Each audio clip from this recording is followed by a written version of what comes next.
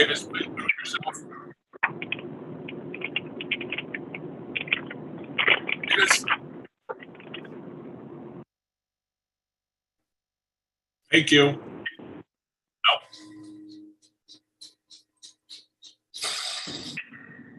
Ms. Bates, Yes, please mute yourself.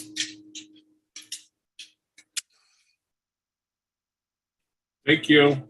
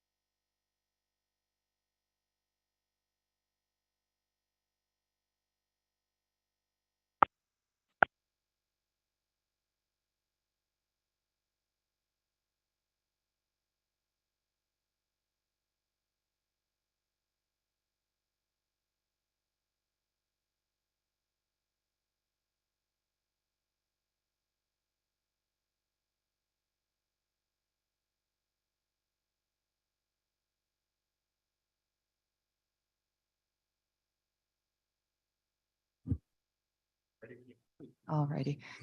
Good afternoon, everybody. I hope you're all well. Nice to see you all.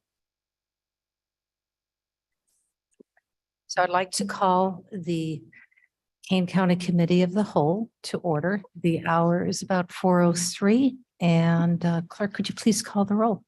Allen. Bates, Bates here. Berman. Doherty, Doherty here. Travis. Ford. Gums. Iqbal, Iqbal present. Juby, To be here. Kenyon, Here. Caius, Guys present. Leonard. Lewis, Lewis here. Linder, Linder present. Molina, Molina present. Roth, Roth here. Sanchez, Oh, there's nothing. Silva, Silva is here. Strathman, Strathman here. Surges, Surge present. Tarver, Tarver here. Tepe, Tepe here. Williams, Young, Young here. Huron. I'm here. You have quorum. Very good. Ms. Strathman, could you do the pledge for us? Mouthful.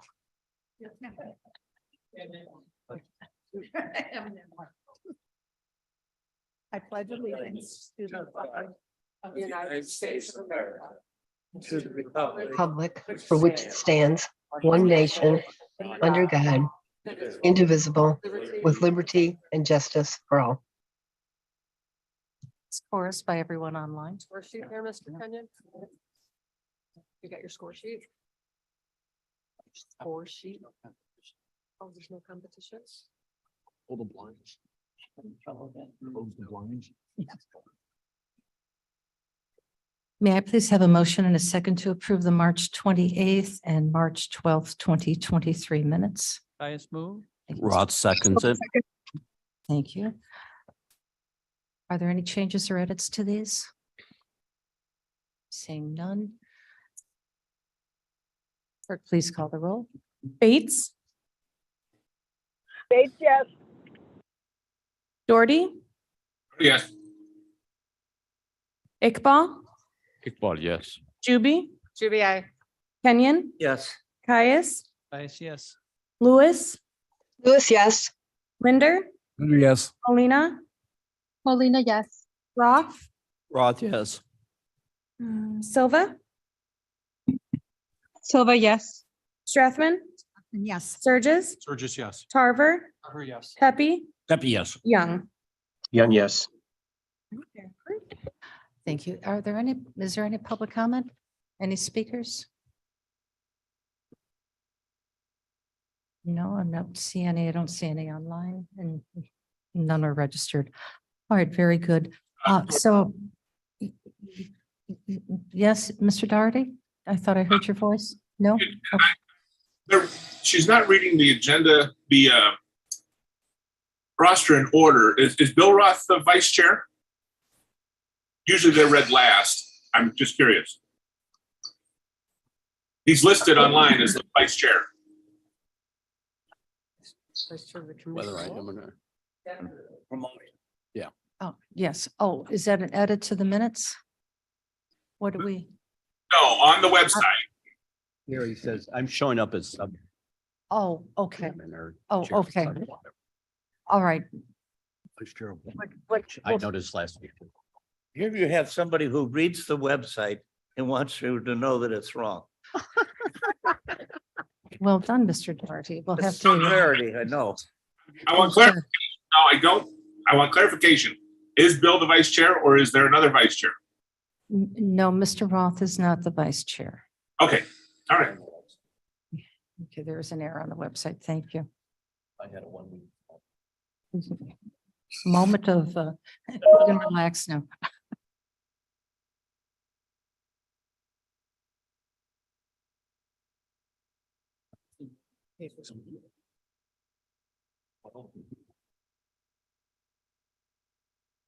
Unless Mr. Roth wants to take on responsibilities along with Mr. Tepe. So, now let us begin. I think we have a Put my extra money. presentation by Jason Dwyer, please. Good afternoon, everyone. Afternoon. So I wanted to give a little update today on status of the master plan. Really want to start out by first thanking everyone for joining us at the visioning session. That was very helpful from our regard, from our standpoint in terms of starting to move some things forward, get a lot of input from everyone. Hopefully, we had really good turnout. Hopefully those that attended felt the same, felt they had a good chance to share their thoughts and feedback. And we'll have more opportunities to do that along the way. But what I wanted to do today is really just provide you a recap. I know we went through quickly a number of exercises in that session. And we've kind of had an opportunity now to summarize that, try to pull out some common threads, common themes that, came up along the way. items that we feel we can use in helping to guide the master planning process. And at the end of the presentation today, I want to kind of walk through what we feel might be some good guiding principles and might be something for you to take a little bit of time to digest. And certainly we'd be open to any additional feedback and refinement for that, whether we talk about that this afternoon or at another time. So let me, if I can get this to move forward here.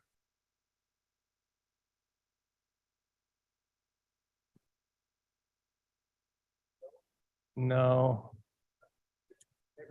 Side of it on, say on. Oh, that would help. Thanks. You're messing me up here. You said, hey, you're good with the clicker, right? You do this all the time. Thanks. Yeah, I didn't pass. So yeah, I think everyone that was there, just, we went through a series of different exercises. I won't go through the recap of the history. I think a lot of you have seen that before, but I wanted to give you some of the takeaways. So let me start with some of the live poll results. Some of the intro, I think, was just to get everybody comfortable with the live polling software you're using. So I skipped over that, but there's a couple things here. I think, some of these are not major surprises, but what I liked about this one in terms of top priorities of the master plan, there was a real, and again, the largest, these sort of word cloud questions where the largest words were kind of the ones that were most commonly common answers or responses. I like this, that there was a really strong focus on balancing the cost of any future work with what the future needs. So I think that's important. That was really a common theme throughout the evening. Everybody understands the importance of focusing on the future, but also balancing that with what the cost implications are. And that's something that I've said a couple times, and I'll keep saying it each time we do updates. Really thinking through the financial position of the county and revenue streams and all that to determine what's a good financial plan that aligns with the needs and implementation here is going to be really important.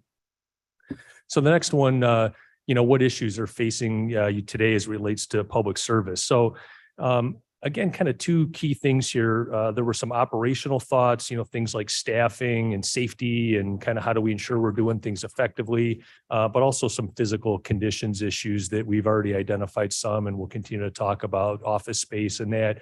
And then you can see around the periphery, some of the smaller words, money, funding, budget, again, tying back to the cost of implementing the plan.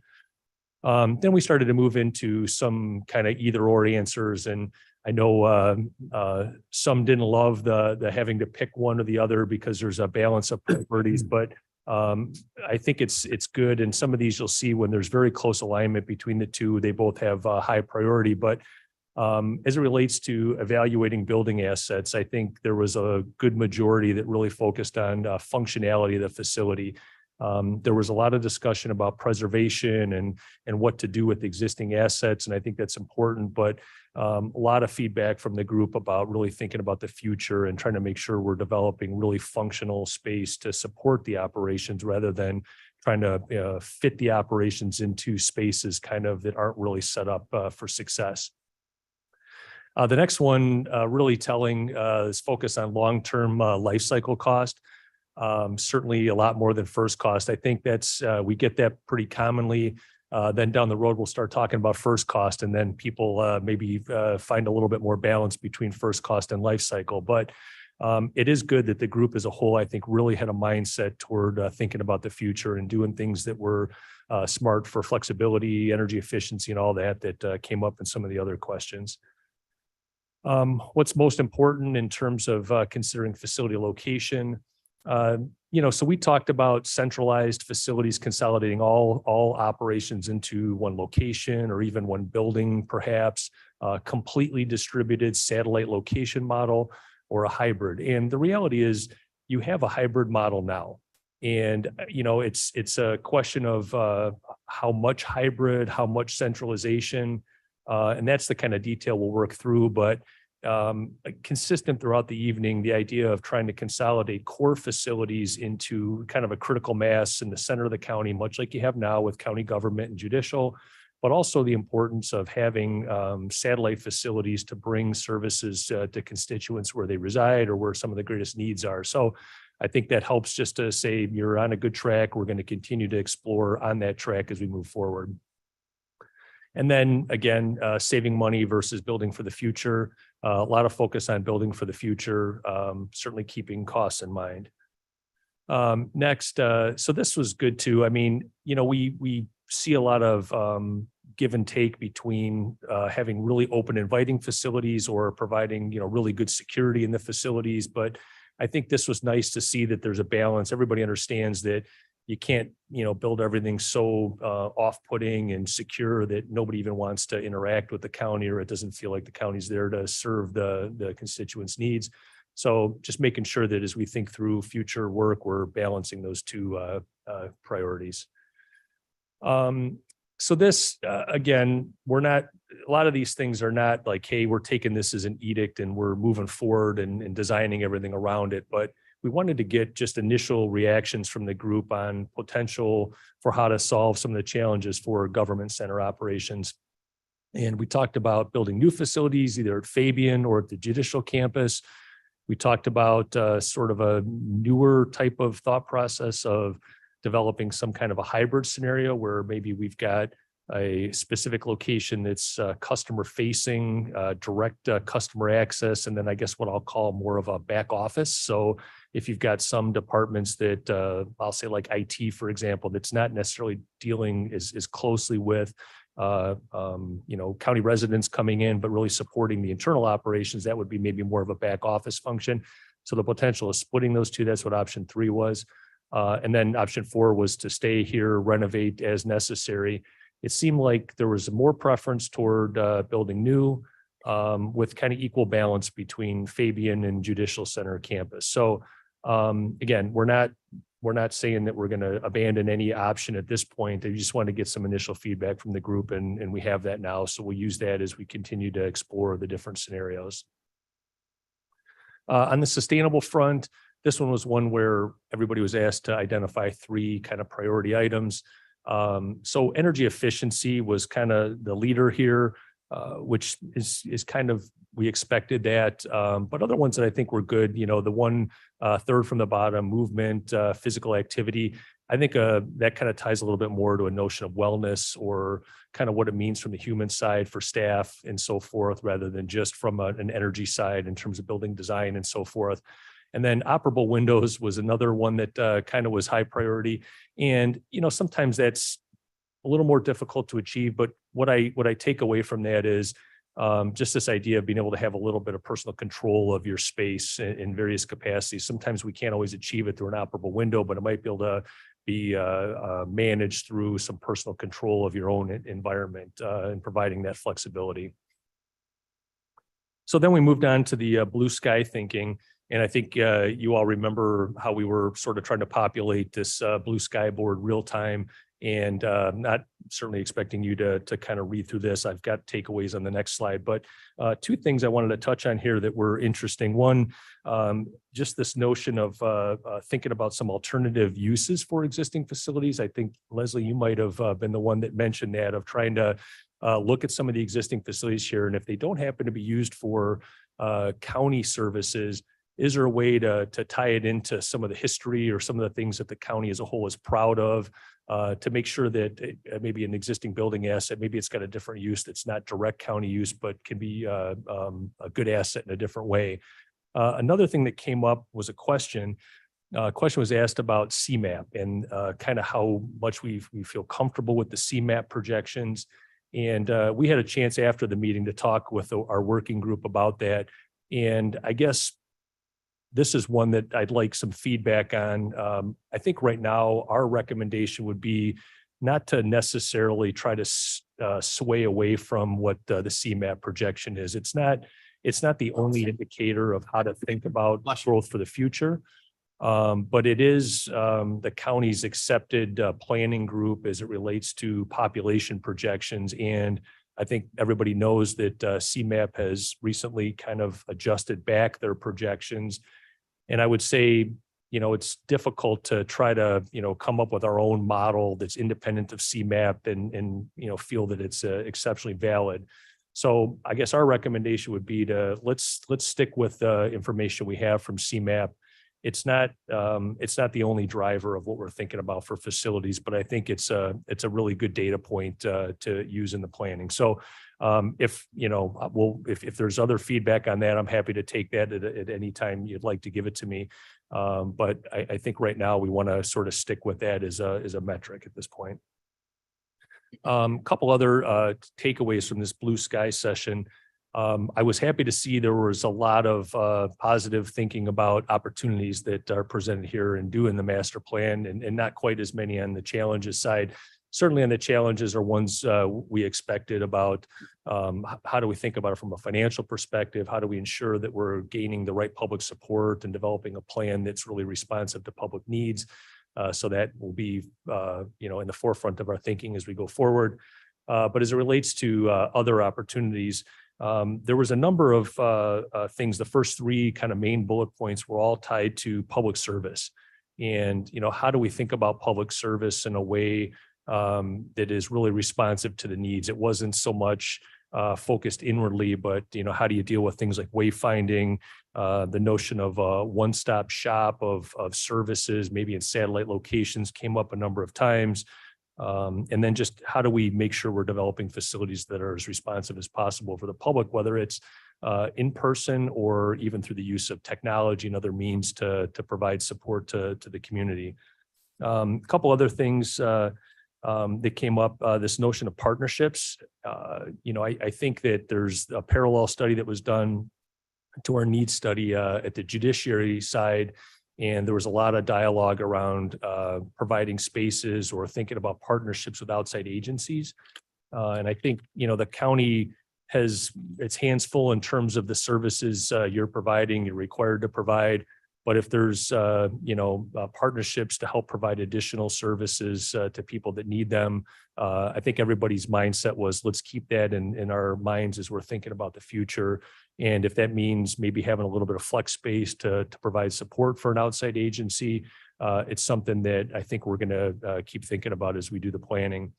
One other, again, maybe this is more of a kind of a question item that we're going to continue to probe with all the different departments and operating groups, was this notion of work from home versus in person, and whether that's going to have a significant impact on facility size. Throughout the space needs process, we had discussions about work from home. I think, pandemic was a little bit more fresh on our minds at that time too. And as a general rule from most all departments, we understood that some of that was happening, but not to an extent of, to where it was going to reduce the size of facilities. So I think that because it came up a couple times in this session, we're going to spend a little bit more time with the departments exploring that a little bit more. I think that, there's certainly an opportunity for that, but we didn't get the sense from any of our prior discussions that that was going to be a significant driver that would allow you to greatly reduce the size of your facilities. One of the things that does come up, I think, is thinking about right sizing the types of spaces that people use. We'll borrow a little bit of a playbook out of the corporate world there, and thinking about how to create the most efficient spaces we can. And scenarios like that may be better suited for reducing overall square footage and therefore reducing cost while still providing good quality space. But I don't think a largely work from home mindset throughout county departments is going to be the avenue to go. But we're happy to continue pushing that dialogue with the departments. Okay, so then we moved into this Foursquare activity, kind of focusing on things that you have now, like and don't like, things that you don't have that you desire as outcomes of the master plan, or things that you fear getting as a result of the master plan. And I'll just highlight a couple here. Things that people felt that you have and like, unique buildings, character, preserving sort of the history and pride of place of the county. Convenient locations was one that came up too. The accessibility to the public, I think, was important. Green space, things that you don't have. So this is another one where there was sort of common theme throughout the night, had a lot to do with the health department and mental health related items. And I think that's something, you know, even through the space needs process we did prior to this, that came up a couple times. And I think, you know, there's been a little bit of a change in the health department. So we're going to probably spend a little bit more time digging into that. But that's going to be a little bit of additional work in terms of, I'll say, policy and operational approach that we're going to need guidance throughout the process from the board and others to determine, you know, what kind of operational changes might you want to make, and how do we need to think about the facilities in that regard. So going back, I don't know how many years ago now, there was a change in the services provided by your health department.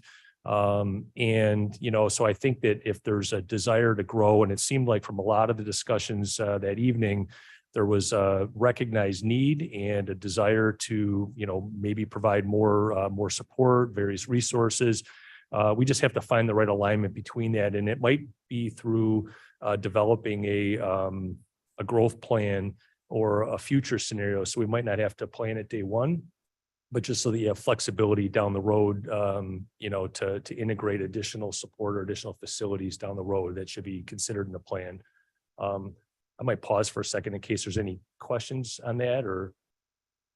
Well, as you were speaking, I was looking at our two board members, Ms. Juby and Mr. Tarver, who have both expressed independently, and I assume to each other as well. And Mr. Linder, I'll throw you in that mix as well, that mental health supports are critically important for Kane County, and how the health department could possibly enter into that in whatever capacity to support that for our community. Yeah, I think that's good. I mean, there was definitely, and through multiple different table groups and discussions throughout the evening, that needs to be something we keep in the thinking. Couple other things: better accessibility, parking, convenience, you know, common themes there.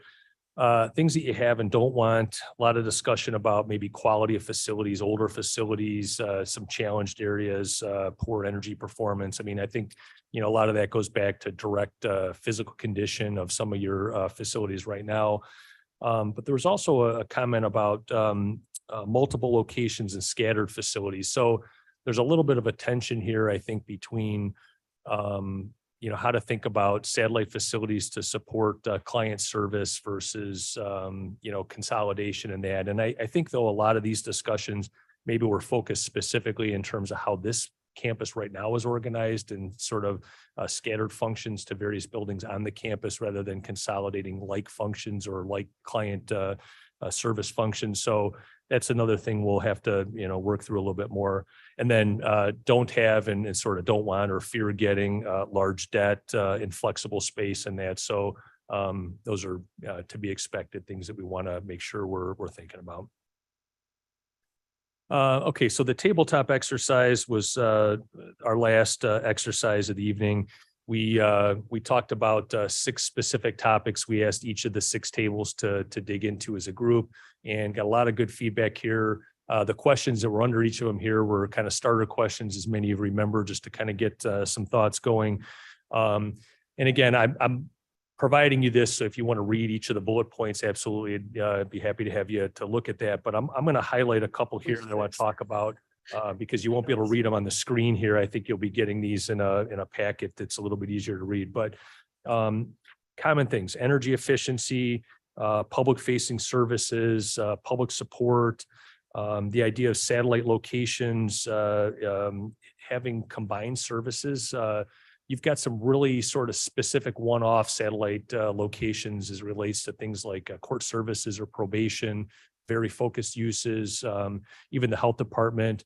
But there's also county clerk spaces, and this notion of maybe creating a one-stop shop of client-facing services, so that if there's a resident in Aurora and they need to maybe interact with a couple different departments in the county, they can go to one satellite location and have all their business taken care of.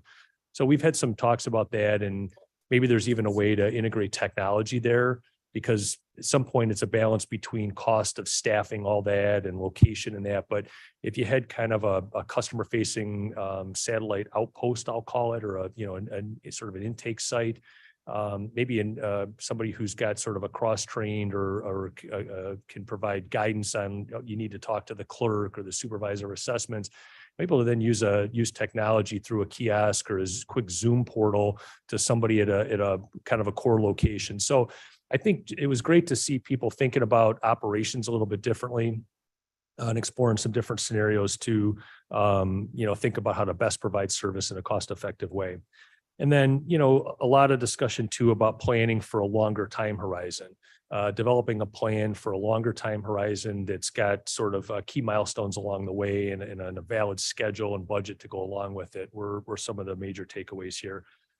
So what did we do with all that? We took all that information and sort of synthesized it into what we're proposing is kind of a core set of guiding principles and priorities that can be kind of a roadmap for us to help guide along the way as we work through all the different scenarios and we have tension between, one scenario or another. So these I'll go through. The idea of first promoting a streamlined and efficient public service with clear wayfinding and access. So this notion of really being responsive to the community and making it as clean, efficient, and easy as possible for the residents of the county to conduct their business with the county, even if that's in person, virtual, however the case may be. The idea of meeting projected growth, the space needs for all county departments. We have good information on that. I think, it happens sometimes where you lay out a plan and then you can't carry through on that plan. And I think that's happened a little bit on the judicial side for the county so far, where there was planned expansion at the judicial center. It just didn't happen in the timeline that was anticipated. And now you're finding yourself in kind of a more urgent space crunch, and people are having to work in challenging conditions that are inhibiting the efficiency of their work. Number 3 was designing adaptable spaces for future flexibility. So rather than having things so tailored into one function, making sure that they can be easily modified as needs change in the future. We see this a lot in all different areas where, even things like changes in the court system, for example, where in the past it was very heavy paper files. You have to deal with that in present day cases, but as things continue to move more electronic, how can you convert storage rooms into additional staff space as a way to adjust space rather than having to rebuild space in short order? So good recognition of that. The idea of creating a long-term plan, but having it through phased implementation, but also addressing the urgent and short-term needs. So not just thinking about, what do you need in 25, 30 years, but what do you need today? How do you take good steps forward toward a good vision for the future? I think was common response from the group. The idea of solving all existing accessibility deficiencies. I think normally we would sort of take this as of course, and wouldn't even make the list here. But the reason we put it on the list is because you've got some very specific challenges with current facilities that, to recognize that even if there's a longer term plan to modify some things, you have to address some of these challenges maybe more urgently than others as we're thinking about how to move forward. Overall plan for sustainably sensitive projects. I think we'll take into account the energy efficiency feedback, human feedback, might be through well building programs and other, but making sure that all the projects are sensitive to sustainable strategies. Number 7 was defining realistic financial plans for implementation.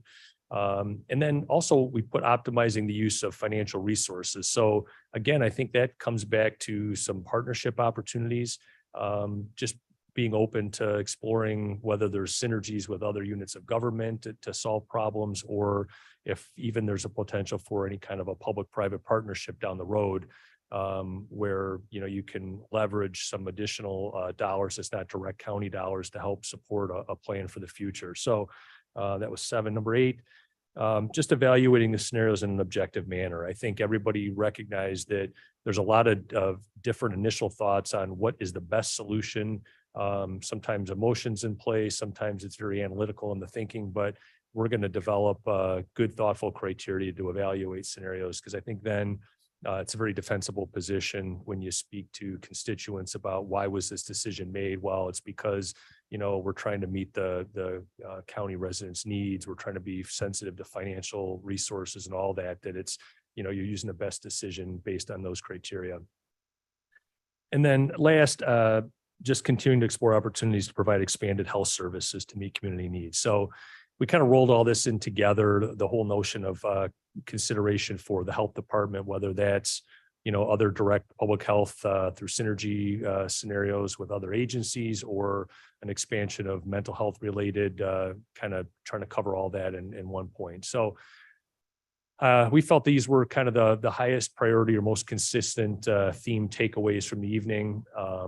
Again, we're I know you're seeing the summary here for the first time tonight, but certainly if there's any thoughts on that, happy to entertain any questions you have or comments about that, or if there's further dialogue, you can get that to us at another time as well. So last thing I wanted to touch on, I talked about this at the end of the visioning session, kind of the timeline. So we're in step 2 right now with the scenario planning.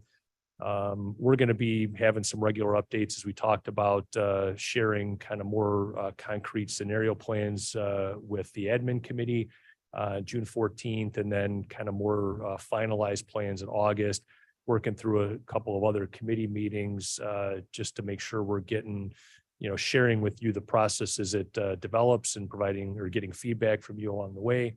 But in addition to these meetings, we are starting next week some meetings, more detailed discussions with end users, kind of breaking that down into meetings with government entities. So that would be department leaders and other elected officials here that represent government departments, and then a separate group for judicial. So we can really dive deep into specific scenarios, ask more detailed questions about, what's going to work best, what other ideas do they have, so that we're, getting feedback from all the folks that are going to be working in the facilities and providing services to their clients in the facilities. So that's what I had for you tonight. Again, I'd be happy to answer any questions you have or comments, but we'll continue to be back with you, providing updates along the way. Thank you very much. Yes, Ms. Juby.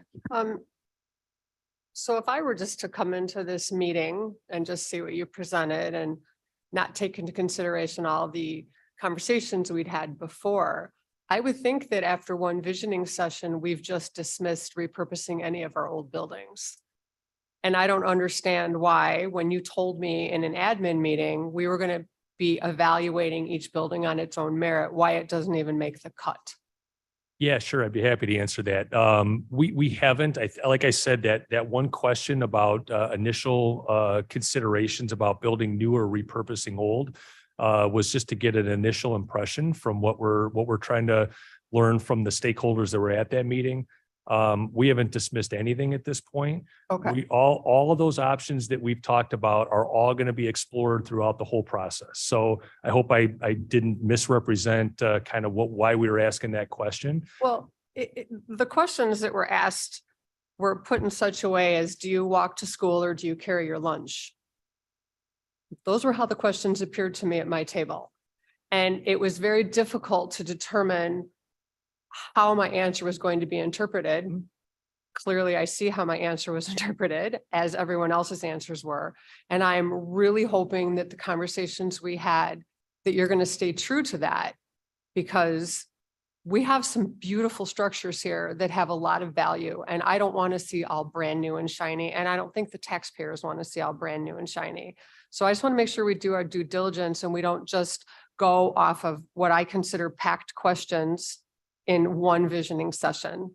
Yeah. Essays are much better. Sure, I absolutely. I think what I should say is, those initial poll questions are probably the lowest priority. I think the later discussions in terms of the blue sky discussion and the tabletop exercise provided a lot more clarity and a lot more detail. We're trying to get some initial impressions from the group as a whole. But we still, this is just the start of the process. And that's why through the guiding principles, we didn't put a guiding principle that says get rid of all old buildings, because that's not at all what we're considering. We have to Say, look at them either. in the guiding principles? Yeah, I think it's about balance. So I guess I'll reiterate again, we are going to look at all the different scenarios. We're going to develop detailed criteria, first cost, life cycle cost, accessibility, efficiency of operation, just kind of to brainstorm a few of them to make sure that we're making a good reasoned evaluation. And like I said, I thought your comments at the visioning session related to, even if you decide that an existing facility, an older facility is not the appropriate facility long-term for the county for county-specific uses, the idea and recognition that it may have a really strong use for another entity, whether that's to showcase some heritage of the county, or frankly, if it's another group that can make even better use of it in some other capacity, that's all on the table. So we haven't cast anything in stone at this point. We're just trying to get appropriate input from all the groups so that we make sure we're getting a feel for where people's initial thoughts are at. Thank you. Okay. Mr. Linder.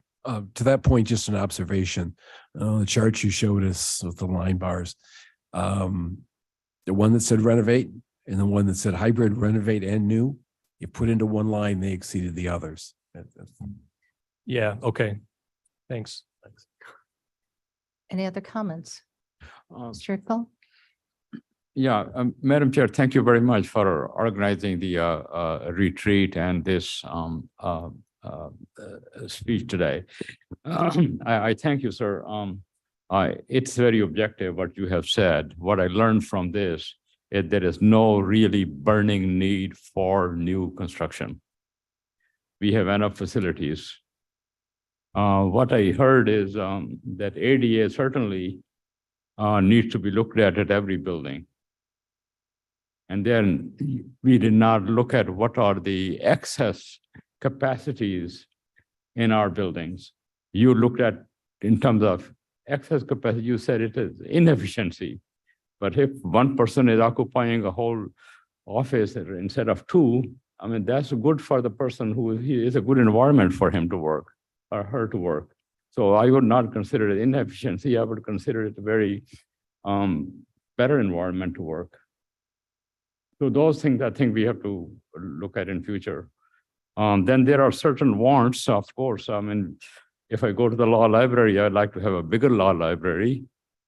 If you talk to a judge, he wants to have a bigger courtroom with all kind of videos and stuff, and those probably would be needed in future.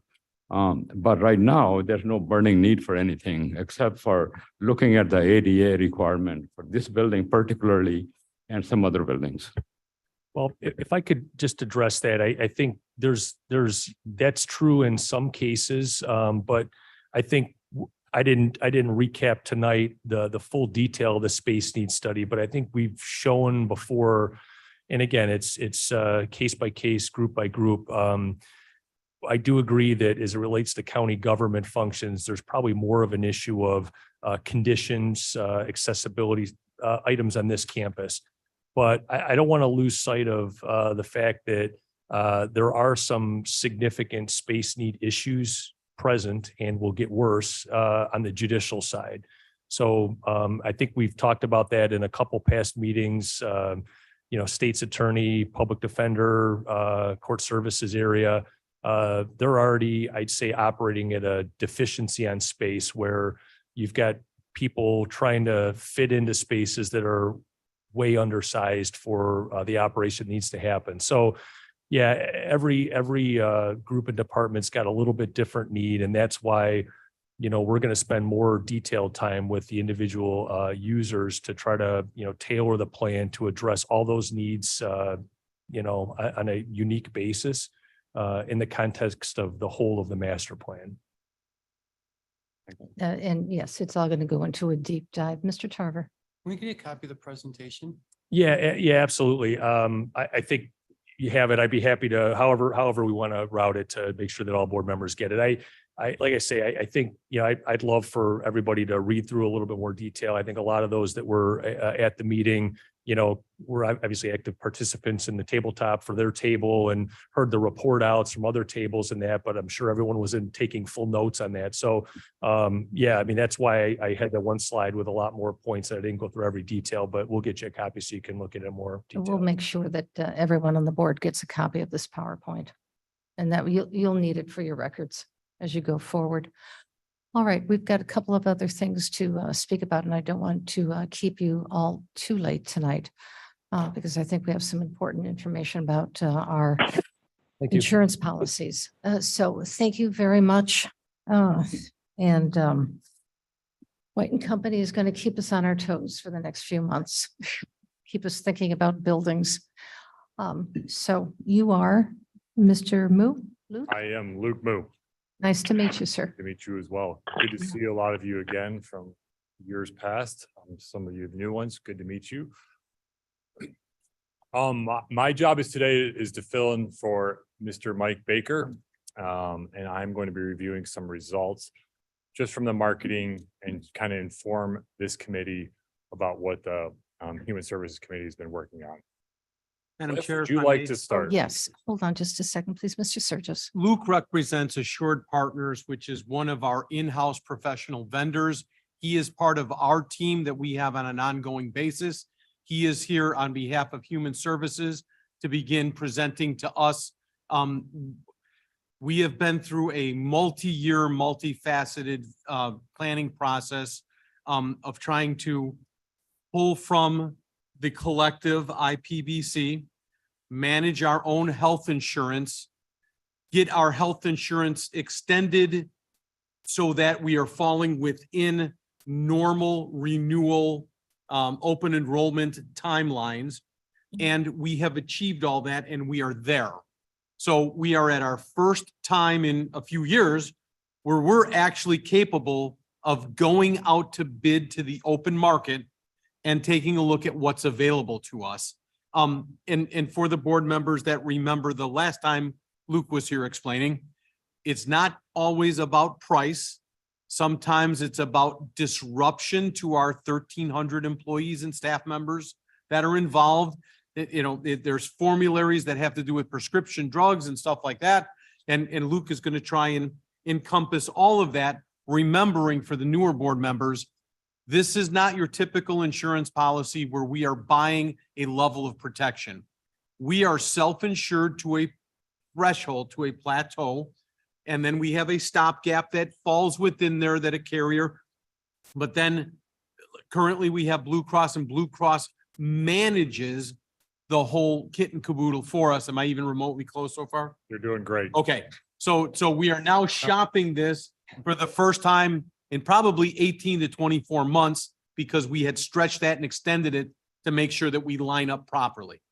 Am I tee up? You want to just do it? No, go ahead. Because you're doing great.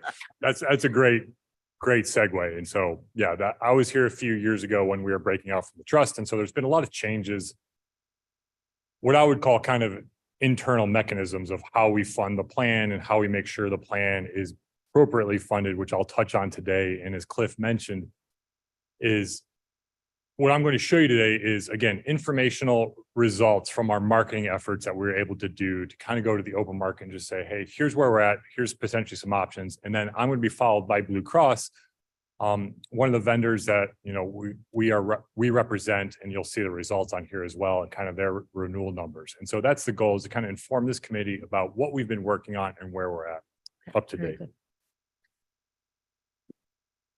That's pretty much what I just said. So we are going to jump in. So this slide is literally here for your knowledge base of saying, hey, where do you guys go to market? Who do you market to? And so this just kind of shows, like, we do everything we can on behalf of our clients to go out to everyone that's out there that could potentially be a viable fit. And so they're, top rated carriers that we're going to go to. And so some of this is stop loss. Some of this is what we call TPA services, which is really what Blue Cross is offering us at this point in time, is their TPA services, which then they're going to touch on a lot of the value adds that they bring to the table as well. And so I just want you all to know that, we do try to blanket everyone out there to potentially save money and save dollars on the county's behalf. So this slide is a lot of numbers. I'm going to start across the top and just kind of acquaint you with what we are doing here. So that first column is Blue Cross Blue Shield of Illinois current, and this is where our current costs are at. The next column was their original renewal. The next column, the pinkish purple there, is the revised renewal. And then we've given you two other options on here of UHC, which is United Healthcare. Again, you know, a very large health insurance company, in what their pricing would be. So as we work down, I'm going to start on the far left in the Blue Cross Blue Shield of Illinois current column, is that you can see there's an admin fee. This is what you would pay to one of these vendors to essentially adjudicate your claim. So you go to the doctor, you have a bill, they send it to Blue Cross Blue Shield right now. Blue Cross reprices that on our behalf with their discounts. And then you actually have to pay the rest, or it's covered by insurance, whatever that works out to be, is what we're paying them for. The specific aggregate column there is just what Mr. Sturgis was talking about from the stop loss gap insurance. That's actually an insurance protection that anything above $205,000 on an individual, we get covered and we're protected as a county in those specific claim instances. The health insurance fund, we're going to skip since it's not really relevant here. Capitation is specifically related to the HMO product. It's how Blue Cross funds their HMO product. UHC, as you can see, does not have anything in their column there because they fund it slightly differently. And so it's just the way the pricing you'll kind of see works out at the end. And so we come up with the total fixed cost then, and that's what line 5 is at. Line 6 is IBNR. We're not going to worry about that because we're staying self-funded. It's essentially, if we were to ever stop being self-funded, we would want to make sure we have money in our account to pay any run-out claims, but that's really not a factor we need to include in this scenario. So number 7 is the expected medical claims. And so this is coming off our financial analysis that we can show you at the end here quickly. And then expected RX, that is also coming from there. So these are what the actual claims we're paying for both medical and prescription drugs. The estimated RX rebate is the prescription drug rebates that the county receives from Blue Cross or United Healthcare. And so you can see that Blue Cross's rebates, they actually guarantee these on our behalf. And so right now they're 867, they're going to 881, and they've raised that up to almost 1.2 million at 1.17. So it's a very healthy rebate that we're getting, which comes back to the county to kind of help cover the cost of claims. If health insurance was easy, everyone would do it, but that's how it all works. So sorry, this is complicated. So number 12 as well, we'll kind of focus here is the contract expected cost. And so you can see, we'll just read across these numbers. The current expected cost is about $17.8 million. The original renewal with Blue Cross, we were going to go up to 19.5. Then that was about a 9.6% increase. The revised renewal, and they're giving us some credits there as well that kind of equating this. I skipped over that line, I apologize. Gets that down to, 18.3, or about a 2.9% increase to our expected costs. So it's very nice of them and generous of them to allow us to do that. But then if we look at UHC, there is some potential savings options here that are less than what we're currently spending at 15.8 versus the current 17.8. So it's about 11%, just over 11% reduction. And then the total savings, and it says year 2 savings there at expected. This is really at the beginning of year 2 is what you would save over that first period is about $2.1 million on their UHC Choice Plus. Question you might be asking is, what's the difference between Choice Plus and Core? I'm glad you asked, and we will going to go into that. There's different network options within UHC. If you were to choose to do that, I would probably tell you that from my standpoint as your consultant, that you should go with the UHC Choice Plus because it's their larger network, their most broad, and covers everyone. And I'll show you why in a second. I'm going to take a breath because this is an incredible amount of numbers and potentially confusing, and I want to answer any questions you have about this. Mr. Tebby? Mr. Moo, you skipped over line 11. I did skip over line 11. I kind of circled back. I apologize. So these are credits that the carriers are willing to give. And so Blue Cross generously offered on a negotiation basis that we had with them of up to $275,000 in additional credits. And so that's essentially Up they can. to? No, I'm sorry. They are going to give us 275. That's guaranteed credits. And so we can use that for wellness purposes, administration of the plan, things of that nature. And they can go into the details about that a little bit more. And UHC has given us $180,000 of credits there. So those are deductions off that total expected cost. Thank you, Mr. Tebby. I do apologize for skipping line 11. Anybody else? Yeah, yes, Mr. Iqbal. Yeah, thank you, sir. I'd like to know if those two right columns are real numbers that you got a bid from this UIC, or is it something you expect that would be the number? So those are the top admin specific aggregate. All of those are real numbers. The expected claims number that you can see there, expected medical claim is 8.9 right now. We're expecting to go up to 9.7. And so that is the guaranteed expected max liability that their UHC is guaranteed us. So yes, those are real numbers. So is there any drawback switching from Blue Cross to another carrier? I think the drawback is what we've discussed a few years ago is potential disruption, which I'll get into a little bit. Like, is that a move you want to make? So that's the balance that I always have with my clients is that you can move a carrier. There's going to be some disruption. There's going to be a new process, a new way to do things like that. And so I'm going to show you what some of that would do to the doctors. Most of the doctors are all in your network still, but I'll just skip to it right now here. Luke, before you do that, what's at the top, the 205K ISL? That's what's the stop loss limit right now. So any individual that would have medical claims that would exceed $205,000 during the annual period. Individual pay- single limit? What's that? ISL individual single limit? Yeah. Doherty, Yes, Mr. Doherty.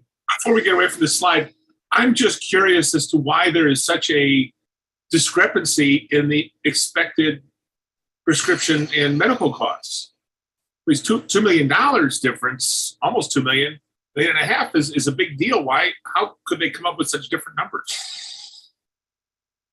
It's the way their negotiations work with their formularies is on the RX side. And on the medical, you can see that United Healthcare is higher because they actually pay their HMO differently. Rather than a capitation fee, they pay as a fee for service model, more traditionally known. And so that's why there's a difference in some of those numbers there. But I can show you where the expected medical and RX claims come from on the last pages of this slide. All right. Anything else? Yeah, please. Yes, Mr. Linder. If I understood you correctly, you said that United Healthcare has multiple networks. Doesn't Blue Cross also have multiple networks? Yes, they do. Are we in their most comprehensive network at this You're in time? their largest network now, yes. Thank All right, next slide, then. I think we're done. So this is a PPO analysis we also run alongside the financial component. And so what this is intended to do is to give you an idea of how many medical providers are our employees in our population seeing, how many are in network now versus what would be in network with some of the other options out there.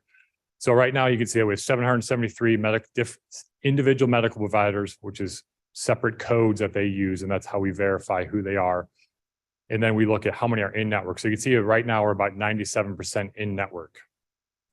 On the UHC Choice Plus, which we'll focus at, it's the fourth column over, same amount of 773 medical providers, 714 would be in network, of which 92% are in network. And I'll show you some of the major discrepancies there in a moment.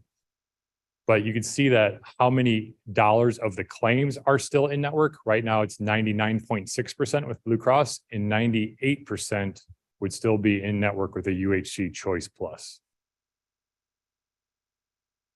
And then on the bottom there is what's the potential financial impact to claims is, it kind of gives you an idea of what the different discounts would be there.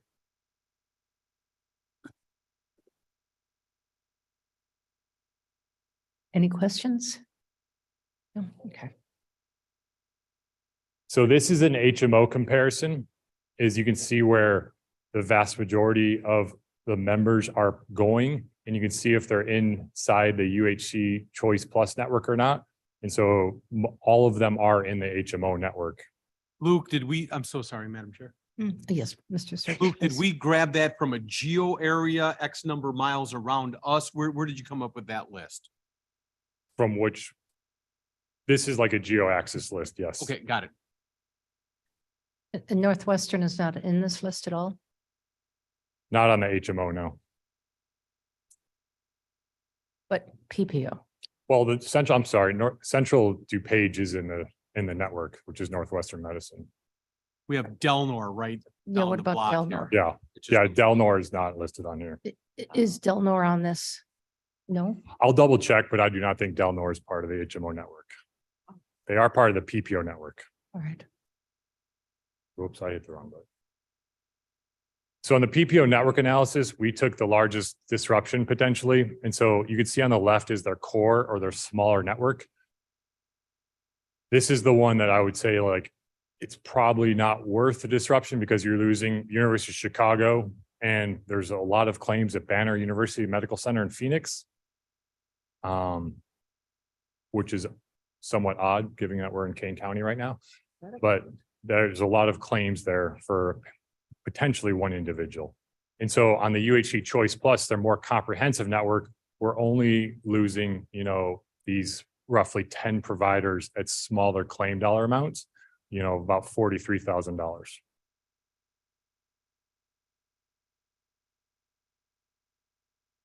So this is on the PPO. So the prior one was HMO, this one is the PPO. Any questions there? This is, perhaps this is not for this particular meeting, but we've got a provider who's out of state and our staff then can go see anyone within the network, even if it's out of state. Is that correct? Correct. Yeah, Blue Cross can do a better job explaining it, but they have national relationships across their entire book of business with other Blue Cross Blue Shield plans because they run in 13, the HESC runs in 13 states. And then if they're in, in Arizona, for example, there's a Blue Cross plan there and they just contract with that plan. Any questions? No? Okay. So this is the, Mr. I'm Sturgis. so sorry, Luke, before you go on to, and just for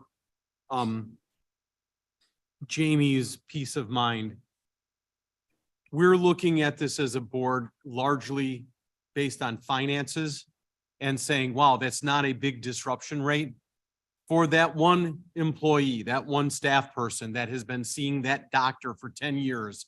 And the next day we say, you can no longer see your doctor. It's disruptive. And I just want to keep in mind, and I don't know that there's anything that we could do to make that not happen, because even staying with Blue Cross is going to have some amount of disruption between prescription drug formularies as they evolve at each iteration. So I just want to make sure that everybody understands that we're going to do the best we can, but we can't even just leave it alone and expect that there's not going to be a disruption. Am I? Yeah, the line I use within healthcare is everything's always changing. And no matter whether you stay where you're at or whether you move, there's formulary updates that happen every 6 months on virtually every RX vendor you would choose to work with. And they can choose to exclude a drug next month that you were on before and you got to try something else. So it happens. Sounds like a scientific fact. We're always moving, even staying still. Mr. Doherty, you had a question? Yeah, the two charts you put up, it looks like Blue Cross determines if they're in the hospital system, but then the UMC chart is specific doctors, not hospitals? Is Oh, that- so, did I yeah, see so that right? this is the UHC HMO network as well on this one. So this is where the doctors would be part of the HMO network if they were affiliated with one of these hospitals. Do you have some chart that compares that with the Blue Cross list of hospitals? We can get that for Okay. this committee. Yeah, that would be easier to understand. Yeah, I understand. Yep. So we're talking about apples to apples then. Yeah. Okay, very good. Good question, Mr. Doherty. Anything else before I just run through this financial tracker really quickly? We are not going to spend a lot of time here, but this is something that the Human Services Committee looks at very closely. This is the way we are essentially keeping everything in line and tracking where we're at from expected expenses versus where our total funding is at. And so this allows us to keep track see if we're tracking towards budget or not.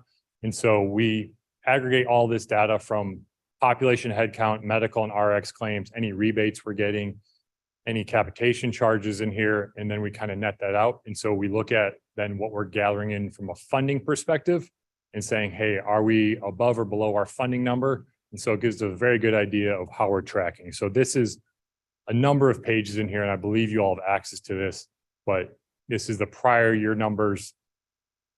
And then we break it out by the PPO plan, the HMO plan, any large claimants. And so this is helping us with stop loss. So we know how many large claims are reaching at $205,000 specific stop loss deductible. And so if we're going to be receiving any rebate dollars back, reimbursements from them. So this is how we track it for all of our clients. But this is where, I'll actually go back here a couple slides.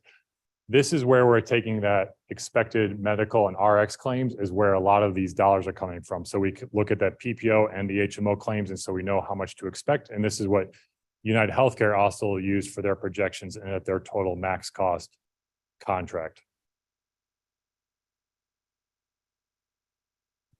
So- The 91.143 that's on the left, that should be on the same line. You see how it's off. Which line are you looking at? January 22nd to the left. Oh, It's just, okay. Formatting. I'll yell at my team from that. Give me a second. Go ahead.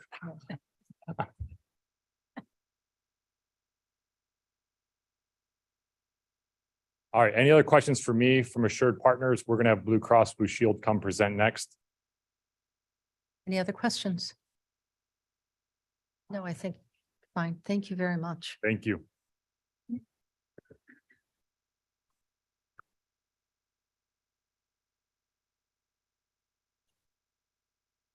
Okay, good afternoon, everyone. First off, it's a privilege for us to have been of service to Kane County. Pardon me, for as long as we have. We really thank you for your business. Just by way of background, I'm Gabe Backstrom. I'm the Director of Account Management for Blue Cross. I've been with Blue Cross for 25 years. I've been working with public sector employers for the past 17. I'm also a Kane County resident. I live right here in Geneva. Go Vikings. Dee has me beat in terms of longevity. She's been with Blue Cross Blue Shield for more than 30 years. She is the major account executive who works with you. So the things that we want to go through with you today is kind of a recap of some of the value that our HMO is bringing to you. Dee is going to go through some of the renewal numbers, some recommendations for changes that you can make to the plan going forward. And then we also have some material on our prescription drug programs. So for some of you, this is going to be a little bit of review. For others of you, this is going to be new information, but you have about 2/3 of your enrollment in our HMOs. And our HMOs are very unique in Illinois through them being on a capitated model. What this does is it puts the patient and the doctor at the center of healthcare decisions. What we've historically been able to do is deliver a high level of benefits at a low cost on our HMOs.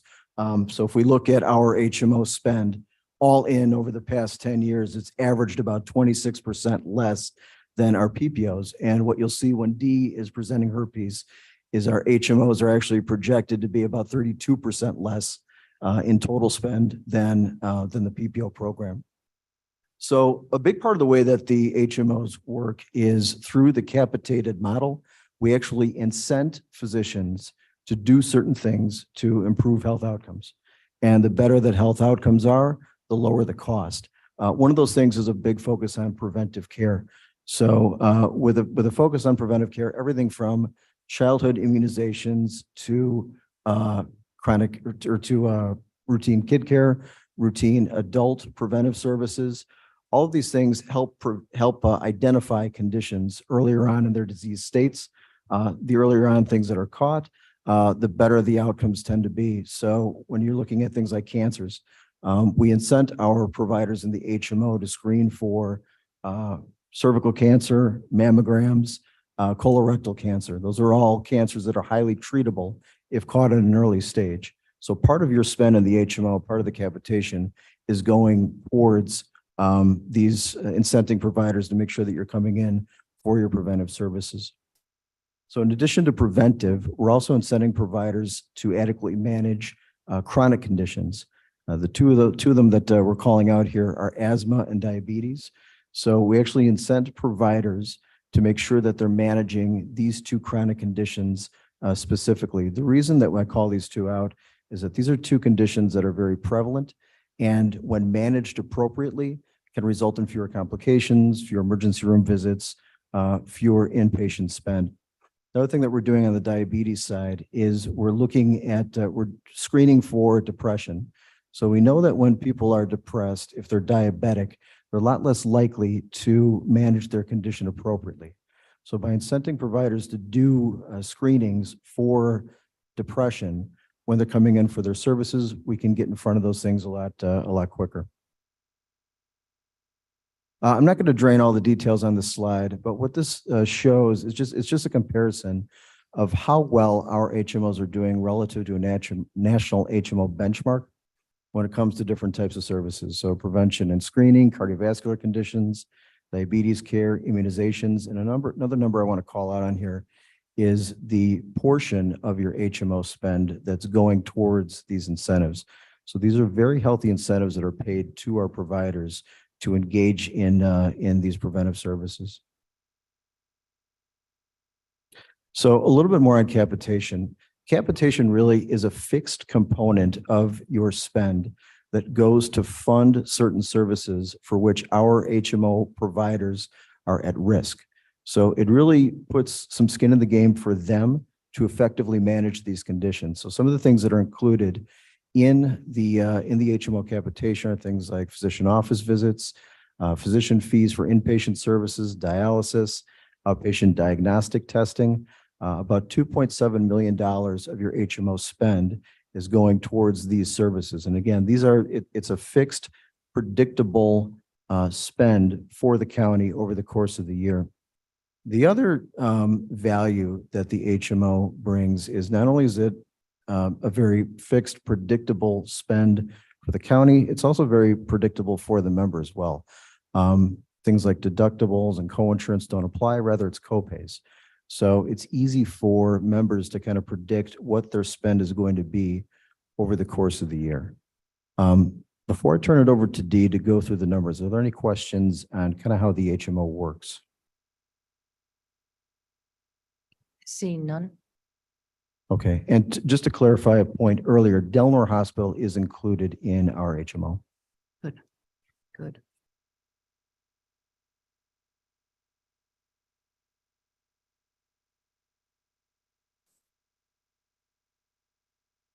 Hi there, how are you? All right, so we're going to talk about the renewal for 2024. That's right. Yeah, all right, I didn't realize that was so tiny. All right. Administration fees. So as Luke talked about administration fees, you'll see that on this fee comparison, we have our PPO program, which is our broad network. You have our HMOI, which is the largest network of our HMOs. And then we have our Blue Advantage, which is a subset of that of the HMOI. You'll see within here, the administration fees on the PPO side are going down 2.5%. And that goes across the board in regards to the HMOs also. The prescription drug rebate, as Luke talked about, we did make some adjustments. We are giving a 35.8% change from the prior the current period. The medical rebate we also apply, which is about $2.50 that's offered on the PPO portion. And then we have our additional service fees, which is the $2.95 for the BVA and the MD Live that's offered through the PPO program. So in all the administration service fees, you'll see that there's a change of 108.3%. And that is basically a credit. So your administration fees are a credit. When we skip down to the next portion, you'll see that the individual stop loss, we've also, as Luke has noted, that it's a $205,000 for the stop loss, the individual stop loss. That has gone up 7% across the board. Our aggregate, we've listed it as 115 based upon the competition that we received. We were previously at 125 and we've lowered that. And the total fixed fees are going up, or I should say, are going down as a negative. So the total fixed costs, which are numbers that are basically, solid numbers, are going down 9.3 on the PPO. And you'll see on the HMOs, it's going down 38.7%. One of the variables that we include in the renewals are what we call our projected average claim values. Those are hard numbers. You'll see that those are going up 4% on that of the PPO, and our HMO is going down 5.2%. On the HMOs, we do offer physician service fees that are noted there. We have direct and allocated. Those are based upon the membership of the members in the HMO, whether they're individuals or family. It's based upon the medical groups that they are assigned to or they've chosen. And we have our HMO managed care fees that are included. So in total, the total projected costs you'll see on the PPO are going up 3%, where the HMOs are going down almost 4%. Now, keep in mind that the majority of your membership is within the HMO. So you have 2/3 of your membership in the HMO and the other third on your PPO program. Dee, for the three columns here. Yep. Can you give us some, how many are in the PPO, HMOI, and standard HMO? Yep, it's right up on the top, the projected enrollment.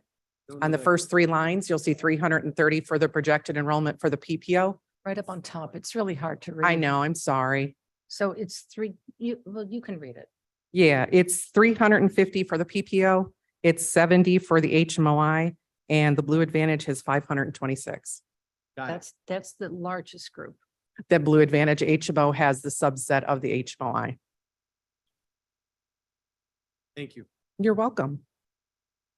Now, on the bottom, you'll see that I've listed, we've also are offering some sort of I call it a guarantee, and on the admin fee. So as the admin fee is going down for this renewal for 2024, for the second year, which would be 2025, we're guaranteeing a 1.5% increase to that number, which is the 5049. And then for year three, we again are guaranteeing a 1.5 increase from the 5049 to be 5125. As Luke noted in his presentation, that we're offering credits, and what we're doing for that credit is a $250,000 communication credit. You can use those dollars as you see fit. We're also offering a $25,000 wellness consultant program. It's a 3-year program. And those dollars, the $25,000 would cover that service. In the past, we've had communications with the HR area in regards to the services, and I thought it would be a good idea since you guys are getting into wellness quite extensively. Is there any questions? Any questions from anybody? No? Okay. So I've taken those numbers and put them on an annual basis. I guess pretty much the one number I want to point out is on the total projected cost, we're at 18.5 all in. Now that doesn't include the discounts in regards to the credits that we're providing, but that's the total projected costs.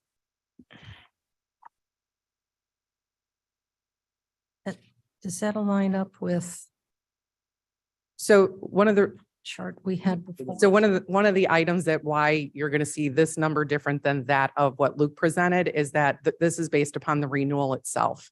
So this is, we run our renewals at certain times. And this renewal was run with a 3/1/21 through 2/22 for prior period. And for the current period, it's run as 3/22 through 2/23. So they're different claim picks, I guess, to explain on why they're different. Okay. But based upon the renewal, these are the numbers that you'll see in the renewal paperwork. And this is a fixed amount? No, this is what This is projected. projected. What- So if I may, so some of the components of this are going to be fixed. So for example, the physician service fees, that's going to be a fixed amount. The individual stop loss and the aggregate stop loss, those will be fixed amounts. The administrative fee will be a fixed amount. The what is a variable cost is going to be the claims. We've projected the claims to be at a certain level. We've projected the claims to be 14.9 million. That of course is a variable cost. That 14.9 million though, however, is protected by an aggregate stop loss policy. So at the end of the year, when we do a settlement on what the actual claims were versus what we projected, we will guarantee that those claims will not be more than 115% of where we projected them to be. Thank you. A good explanation. Thank you. And Madam Chair, if I could, the rates that we ultimately charge to our employees, if you will, aren't necessarily just based on these numbers. Luke, you might help me on this. We project out what we think they're going to be. We try and create a reserve account. Our reserve account got too big. We needed to bring that reserve account down a little bit because we could be giving false rates because we had too much money in reserve. We had to shrink that down. So there's so much that goes into the end number that goes to our employee that comes out of their check on a monthly basis, that this is the largest component, but is not the only component. Am I reasonably close on that? Yeah, I mean, I think that's somewhat accurate, and to kind of piggyback on what Gabe was speaking to, there's fixed costs and claim costs. Fixed costs are very easy to predict. We know what they are, right? We kind of went through those stop loss numbers, administration expense, those are fixed. The claim dollars is that's where, our numbers are slightly different, as Dee was talking about, like what time frame you're looking at and the calculations you use to actually project what those claims are going to be in future years can be slightly different as well. Now, we adjusted our numbers to match up more closely from conversations with Blue Cross, say, hey, we want to make this is accurate reflection of what Blue Cross's numbers are. And so we used their trend numbers. And so we have a whole formula in that financial tracker that we use to trend up those claims. And so that's where those claim dollar projections are coming from. You'll see they're relatively close to what Blue Cross's numbers are here.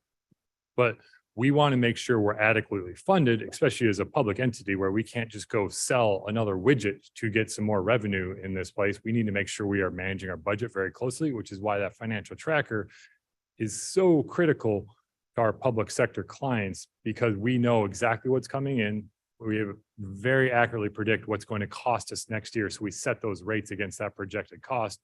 And with a little, factor in there to make sure our reserve is not going to be degraded down to an extent where we need to all of a sudden raise rates dramatically in a future year. Did that help? Absolutely. Yeah.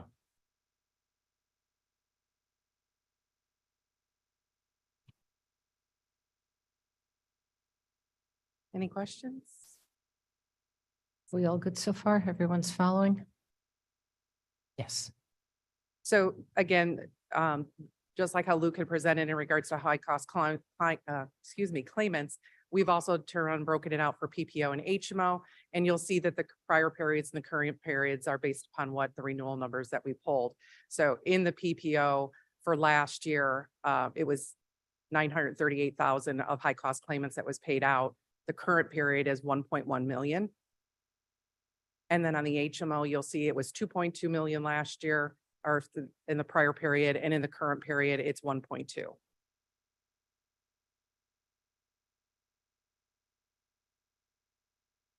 there any questions? I'm sorry, were these the costs in excess of 205? No, this includes the 205. So anything, we basically ran it at anything over 205 so that we could show you, where your claim dollars are being spent.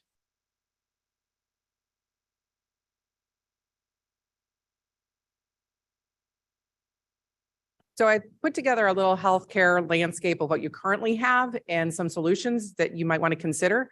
So currently on the networks, you have our broad PPO program, you have our HMOI, and you have our Blue Advantage networks.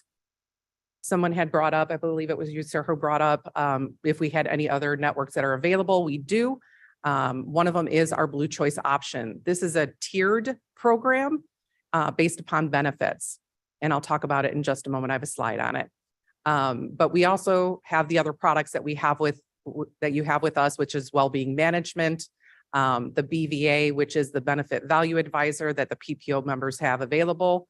We just recently added Wonder Health to the program.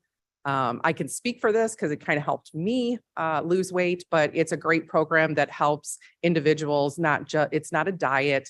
It is more of a program to help you, learn healthy habits. I could go into a funny story if you want to hear it, but it's basically has to do with a hamburger. One of the things that it talks about, and I thought it was funny when I heard it, but how do you like to eat your hamburger was the question. And I'm like, well, extremely rare, ketchup, mustard, pickles, and onions. Thank you very much. And the person said back to me, are you sure that's the way you really like it? Cut your hamburger in 4s. Do you really like to have ketchup on your hamburger? Do you really like to have pickles on your hamburger? And it was interesting because in all honesty, I don't really like ketchup. So I no longer put ketchup on my hamburgers, but it taught me that not everything that we're used to eating is what we really like to have. So instead of eating the whole entire hamburger, I only eat half of the hamburger. And actually, Cliff and I were talking about eating habits, and I don't order the Big Mac or the quarter pounder of cheese. My husband thinks it's funny. I order a Happy Meal now. It's just the perfect size. I've lost over 70 pounds by doing Wonder Health.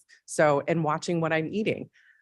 So it's a great program. And I know we do a lot of work with the HR department in regards to giving them the information of not necessarily who, but how many people are participating in the program and provide, information to the members so that they are aware of what's available to them.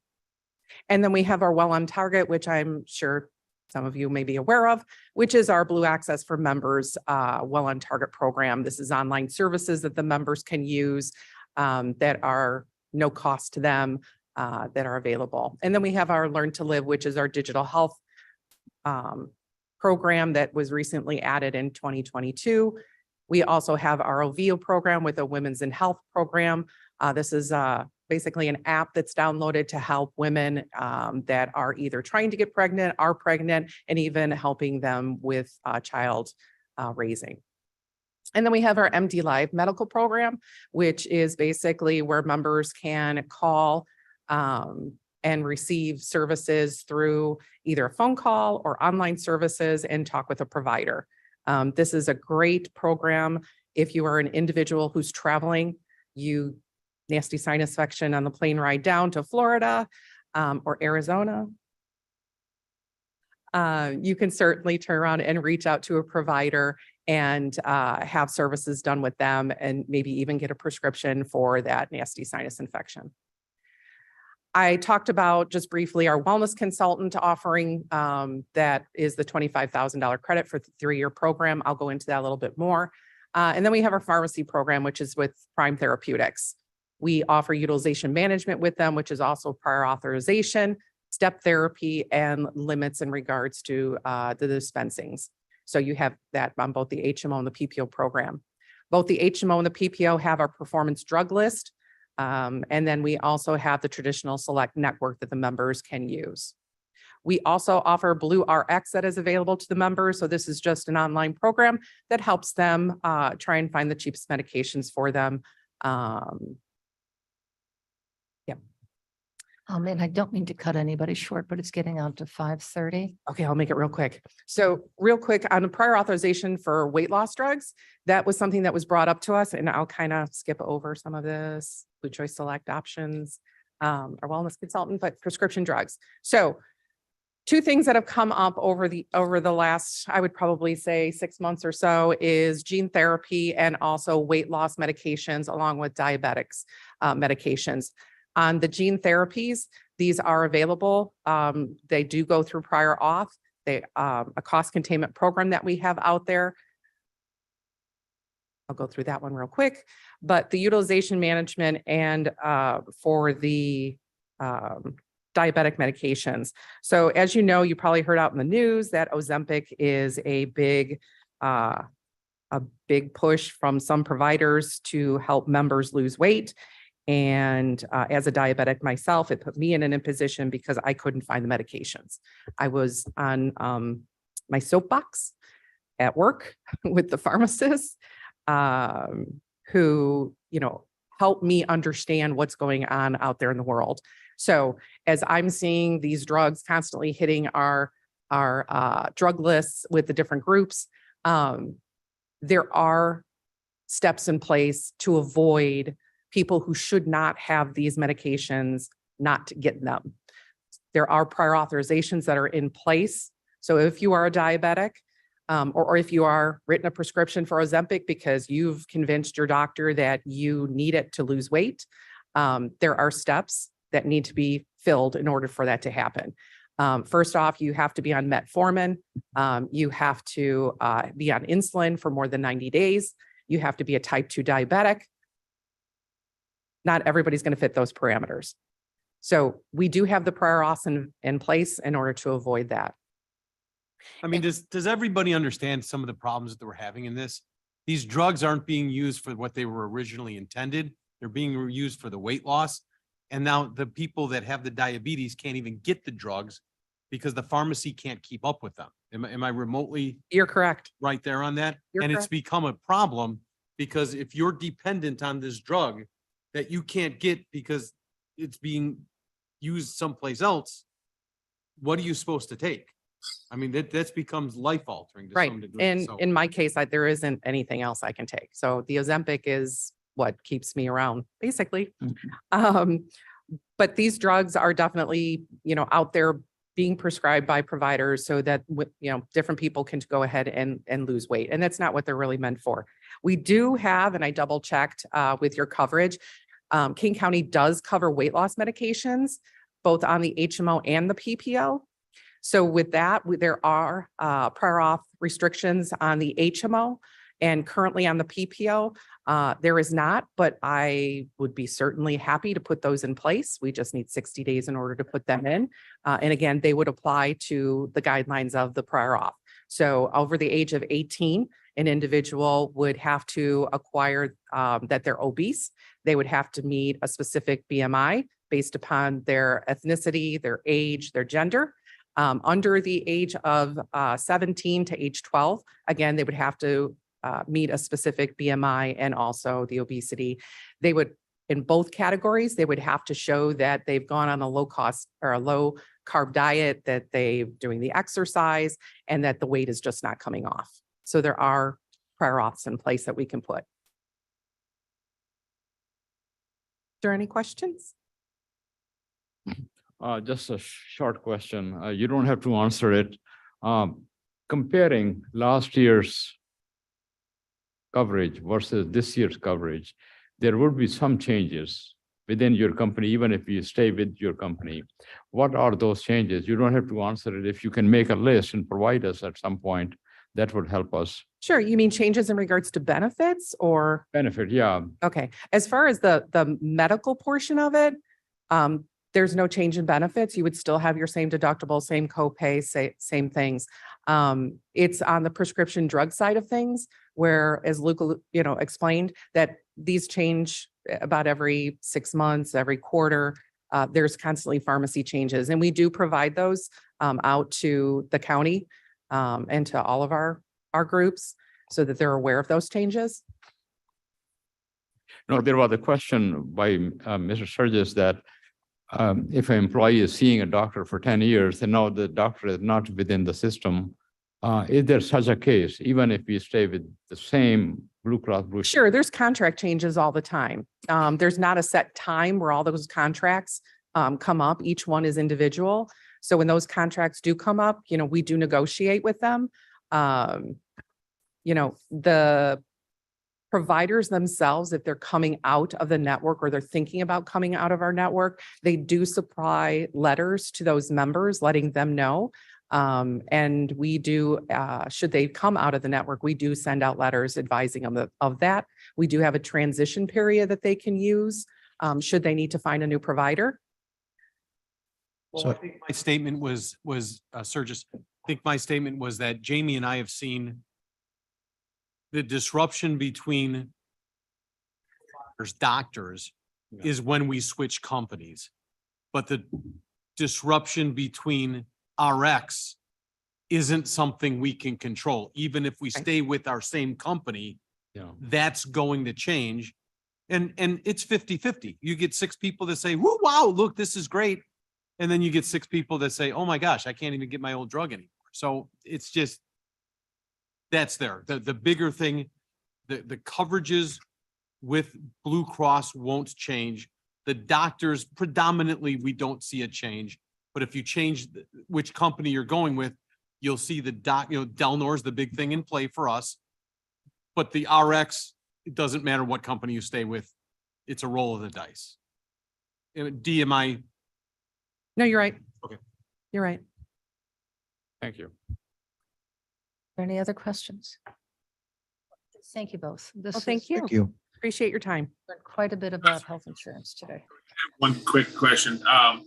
We vaccinated 300 million Americans, but we're having trouble making a medicine for diabetes. Is that what you said?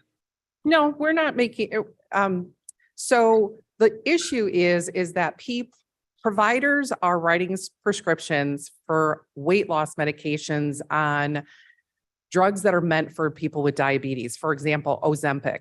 So Ozempic, the manufacturer, because there was such a mad rush to obtain that medication, really put people like myself in an imposition because I couldn't get my medication for myself because other individuals were obtaining those for weight loss when they don't have diabetes.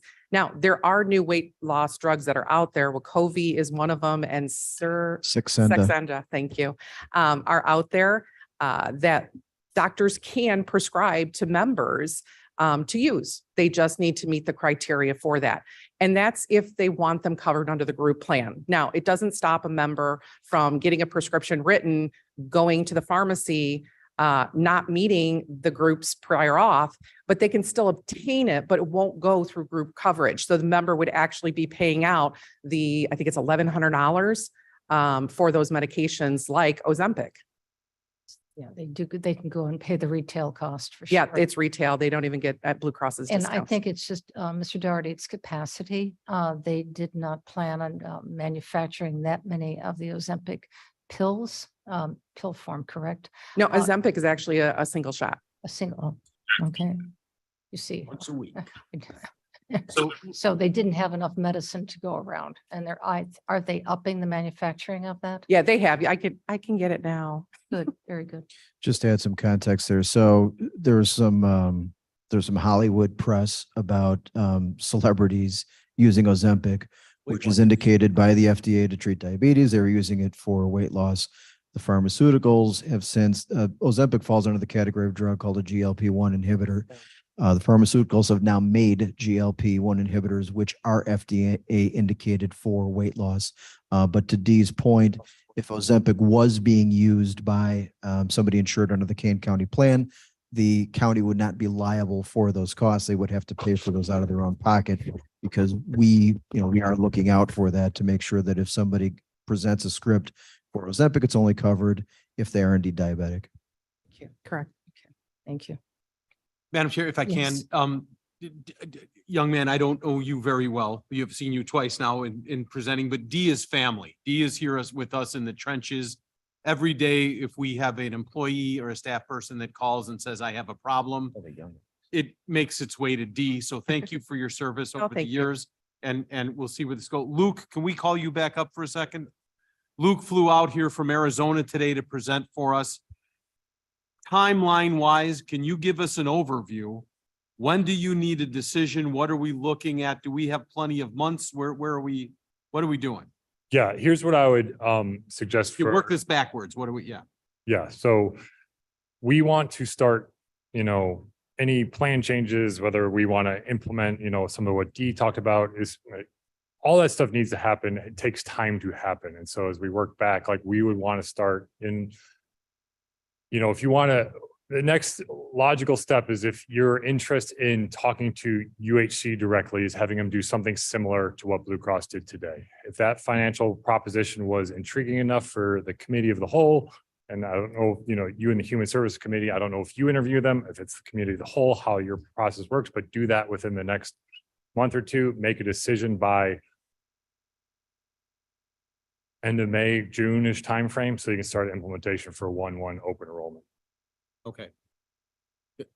A January open enrollment or November? When it'd be a November open enrollment for 1/1 effective dates. Okay, I got it. Okay. Okay, got it. We're saying the same thing in a different way. Yes. Okay, and if I can ask you one question, you and Jamie both. We asked for a leap of faith from this board to do an electronic benefits administration program that we pushed hard for about 3 years ago. Has there, in both of your perspectives, did we bear fruit from that? Has this made anything easier for our employees? Are they more confident in the coverages they have? Have we done the right thing? Was that the right thing to do? I think we've seen a lot of progress using the Smart Ben system for open enrollment. It really allows employees they can use their phone, they can use their desktop computer, they can see how different changes in their benefits options affects their total amount that will be deducted right there in real time as they make those elections. So it also has really streamlined, taken all of the individual data entry out of it by having the employee make their selections directly. So it's really streamlined the process, made it easier from a staff perspective and an employee perspective. It's been a great move. Does that system allow the employee to go on and see what doctors are in the system, or they have to go out of that and log into something else that you have? They would need to look at the providers such as Blue Cross to see what doctors are in network for their plan.